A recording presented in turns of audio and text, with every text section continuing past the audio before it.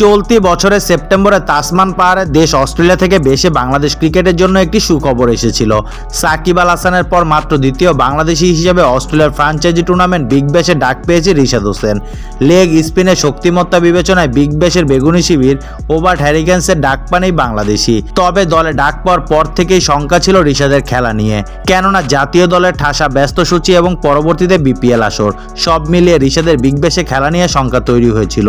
তবে সুখবর মিলেছে এই স্পিন অলরাউন্ডারকে নিয়ে।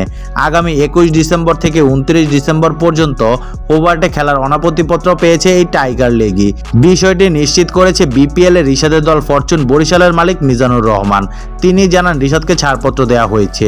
29 ডিসেম্বর সে বরিশাল দলে যোগ দিবে। আশা করি ভালো একটা অভিজ্ঞতা নিয়ে সে ফিরবে।